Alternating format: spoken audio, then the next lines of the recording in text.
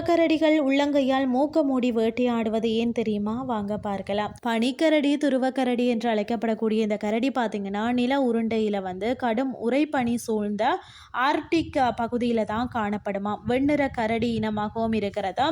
Arctic மார்க்கடல் அப்படின்னு சொல்லி இந்த உறைபனி பகுதியை கூறுவதால் தான் இந்த கரடியை வெண்கரடி என்றும் கூறுவது உண்டு.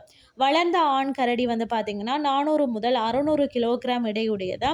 அதே மாதிரி பெண் கரடிகள் பார்த்தீங்கன்னா 200 முதல் 300 கிலோகிராம் எடையுடையவையாக இருக்கிறது.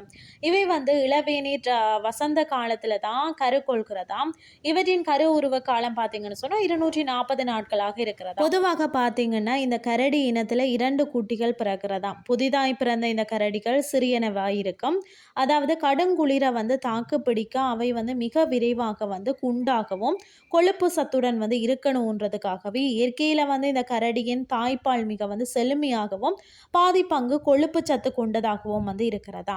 இனப்பெருக்க காலங்களில் பார்த்தீங்கன்னா பெண் கரடியுடனும் குட்டிகளுடனும் இருந்தாலும் பனிக்கரடிகள் பொதுவாக தனித்தனியாக வாழும் விலங்குகள் வகையை சேர்ந்தவையா. இது பார்த்தீங்கன்னு சொன்னா இறைச்சி உண்ணக்கூடிய ஊனுண்ணி பாலூட்டியாகவும் இவற்றின் முதன்மையான உணவு பார்த்தீங்கன்னா சீலாக இருக்கிறது.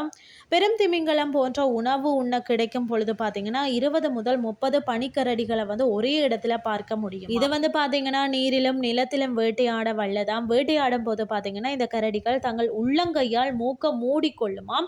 இவற்றின் உடம்பு வெள்ளையாய் இருந்தாலும் மூக்கு கருப்பாய் இருந்து காட்டி கொடுத்து விடும் என்றதால மூக்க மறைப்பதன் மூலம்தான் பனி படர்ந்த ஆர்க்டிக் நிலப்பரப்புல தன்னை தெரியாதவாறு வேட்டையாடுமாம்.